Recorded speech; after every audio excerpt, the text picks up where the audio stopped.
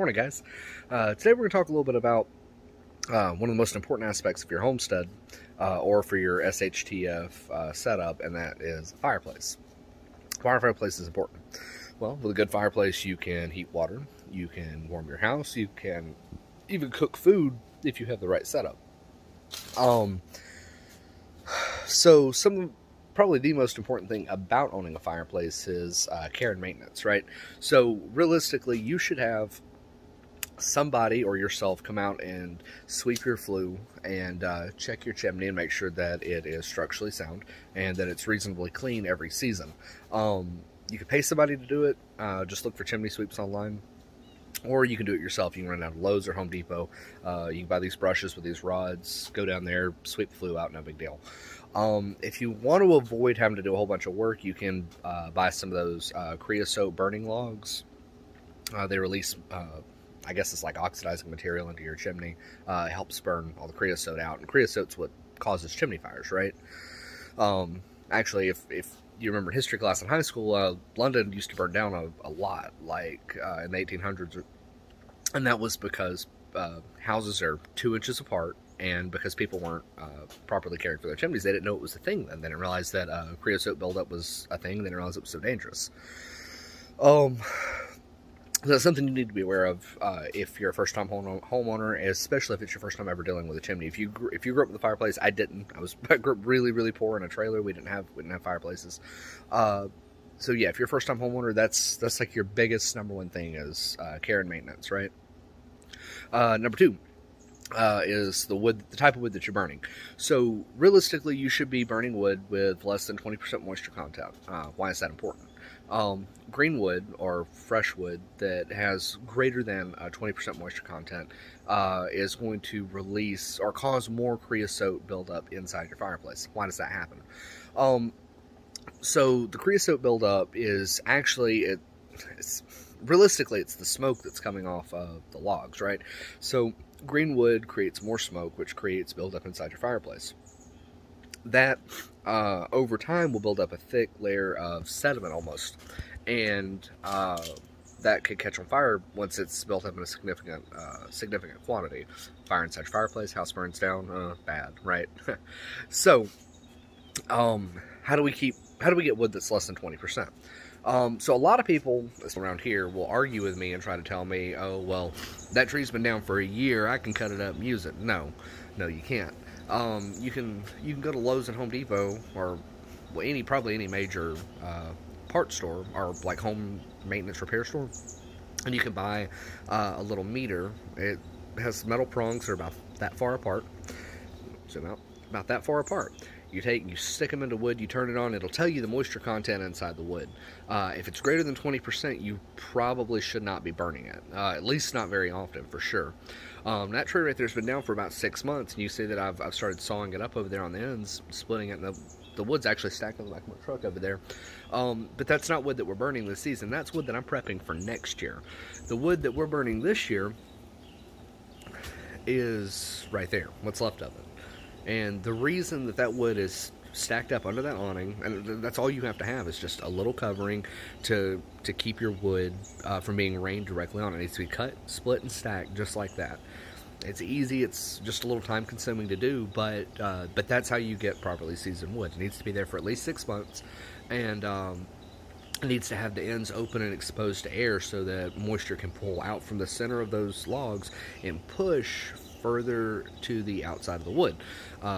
You can't see it from right here, but on the back of my pickup truck, I've got some of that oak over there where I split and cut it. I've got it stacked on the back of my truck, and once that pile gets a little bit closer to gone, it'll transfer from the back of the truck to that resting area right there, and we'll fill it all the way to the top. We'll get about maybe 2.5 cords of wood over there, and that'll be my firewood for next year. You'll probably go through about a tree a season, about a tree that size a season, if you have a well-insulated house. I mean, my house is pretty big. I mean, we've got a full basement, a full-size upstairs, right? And the majority of our heat comes from the fireplace. And that's just an upstairs fireplace. I'm pretty sure there's an opening downstairs behind the wall that could be accessed, but I've never done it. We just take, and I'll show you. We run the fan on our central heat and air. Christmas decorations.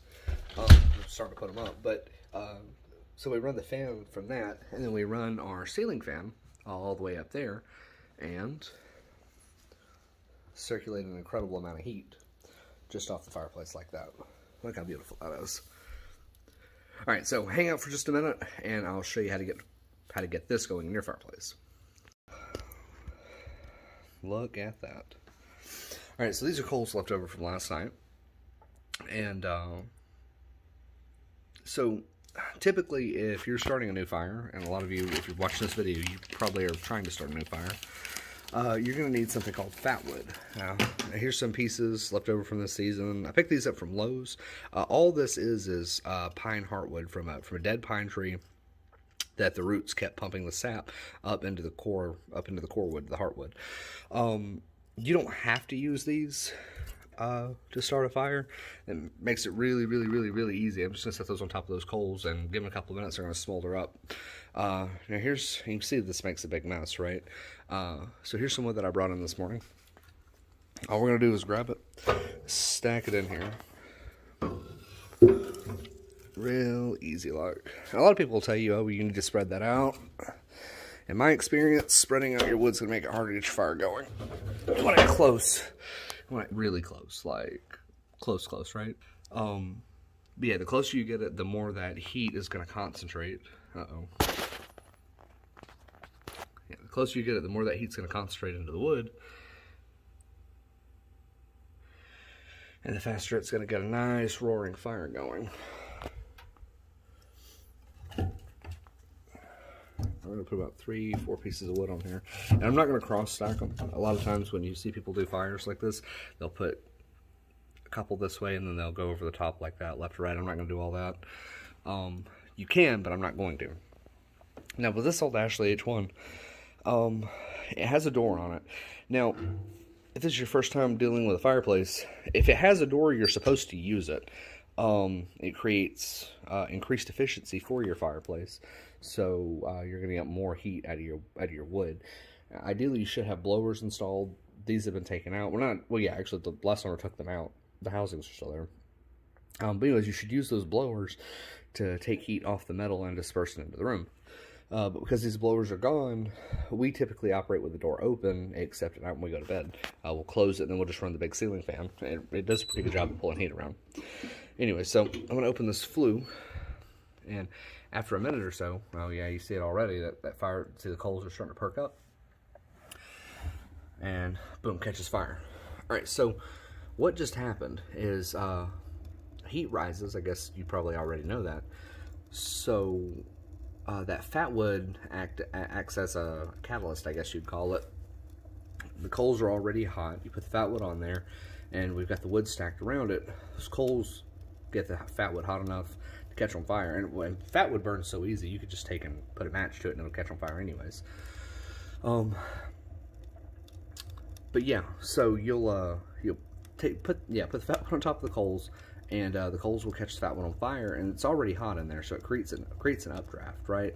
So air is getting sucked into this ash sweep right here, and it's getting pulled up the chimney, which is creating a ton of air draft across those coals, and now pulling up to that fire, feeding it like crazy. And so this will get the fire going really quick. Now the downside, you see how this is starting to get black. That's actually creosote buildup, and obviously you can see I've scrubbed it off right here.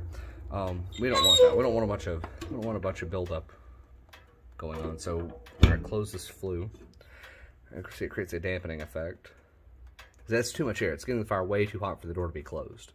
You should never ever operate a fireplace with the door with this flue just wide open, because that super blazing fire is going to get way too hot. I mean, it's okay to get a fire started, but it's not something you should just continuously operate. Once you get the fire going full blast, if you want, you can open the door. You can see the smoke in there. It's not actually coming out into the room at all. See, well, it's hard to tell on this camera, but it's not coming out in the room at all. It's all staying inside the fireplace, and it's blowing up, and you're getting heat push out. Now, and this is important too. This door should be closed when this is open, because if you open this, it's going to create, it'll allow the it'll allow to pull air from the bottom, and then you will get smoke pushed out into the room. So if you're running with the door open, this should be closed for sure. But see, it's just that quick and easy. And now those coals and that little bit of fat wood is gonna just get those burning hotter than the devil's toes. But yeah, it's just that easy, right? And so now today, steadily, we'll just take and feed this stack of wood into the fire. That'll last, I don't know, probably get 6 or 8 hours out of a little bit of wood right there. Well, especially since it's already warm in the house, we'll close the door and run it like we would at night, just to keep the fireplace warm and keep air circulating. And this wood right here will last most of the day. Look at that. Anyways, I hope this has been informative for you. Something else to keep in mind is that you need to keep your ash sweep clean. Don't be just letting ash pile up inside your fireplace. Don't be running it with that thing packed full. It's going to create a big mess and creates a fire hazard too, honestly. Sitting here just having this thing pile up with ashes. Anyways, guys, yeah, like, comment, subscribe below if you're enjoying these videos. I hope you're getting something educational out of them. Comment if you have any questions. I'll do my best to get back to you. I try to respond to my videos for the first year. So, anyways, I appreciate you coming to watch out, guys. Thanks.